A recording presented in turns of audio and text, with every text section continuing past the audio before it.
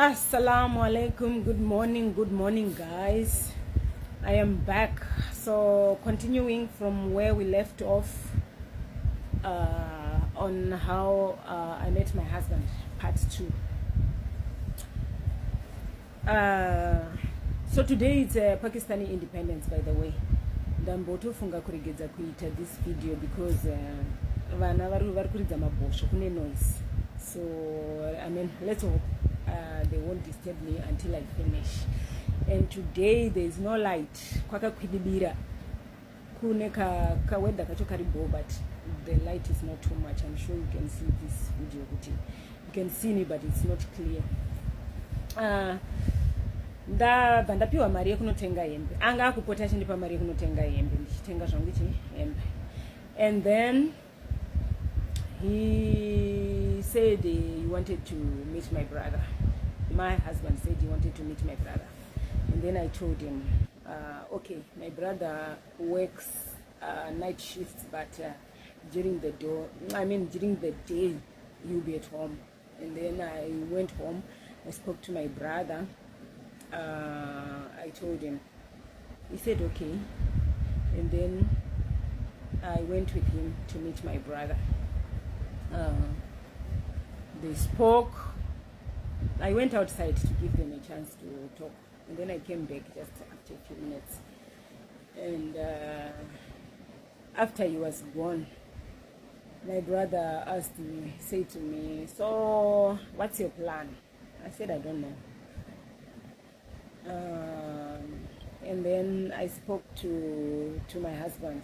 He said he was going to pay Lobola, because I told him that's what we do where I come from.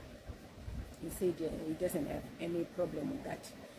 And then my mother used to come to South Africa here and there. So that time she was about to come to South Africa, and then she came. I told him that my mother was coming, and then he said okay, so I'll meet her and talk to her. My mother came to South Africa, and I told him my mother was here. He came, they spoke, and then he was asking about this Lobola things, and my mother said, "I'm just a lady. Baba wake variko, her father is there in Zimbabwe. He's the right candidate you can talk to." And then he said okay. He said this one, my brother, is also like a father, but Sadia's father, Peti's father, is there in Zimbabwe. So he said okay, it's fine. And then we spoke. He said okay, I'm coming to pay Lobola. When you go home, go and tell them that I'm coming to pay Lobola. You can invite whatever you do there, you can do it. I will be coming there to pay Lobola. I want to marry your daughter. And then my mother said she needs a time to go and talk to my parents, to my father. And then he said it's okay, you can go and talk to him. Mama vakadzokera back. She went back to Zimbabwe. And vakanotaura kumba. She spoke to my father about the Ampasha issue. And then they set a date. They asked us to set a date. And then we told them to just set a date that was okay with them. Like a set a date, and they told us. I told my husband, my boyfriend then, and then he said okay. Achiba akaenda ku Durban. He didn't tell me that he was going to Durban.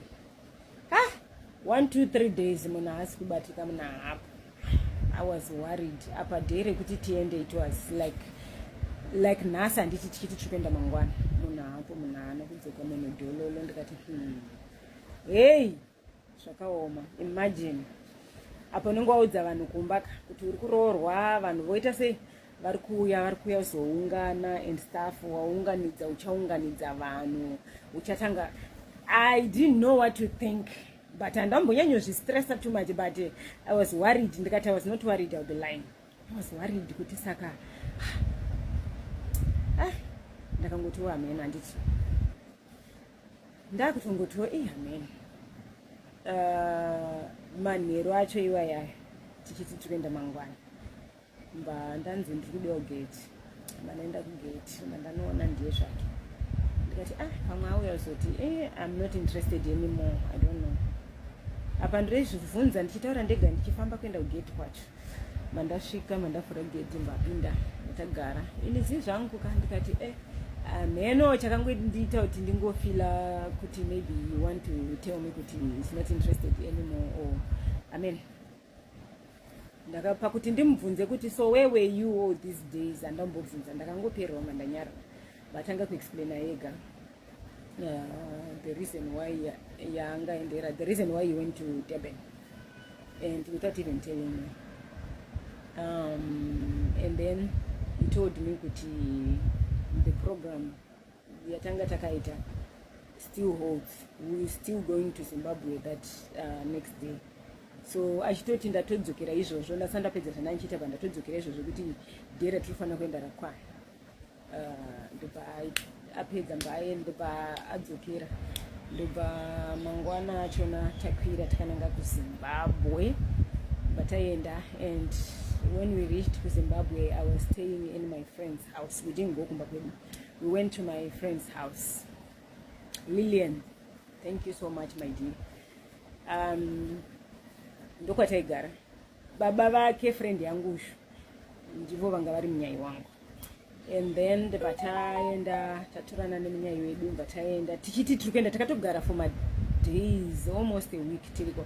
And then tichiti tiri kuenda muse Saturday kumba kwedu kunororwa kwacho ndobataenda nemunyai wedu. It was Thursday or Friday batanotenga grocery redu. And then ndokubva ratengwa grocery mukwasha kana kakuonererwa kana chii ndobva tutsira netumwe twanga tusina kunyorwa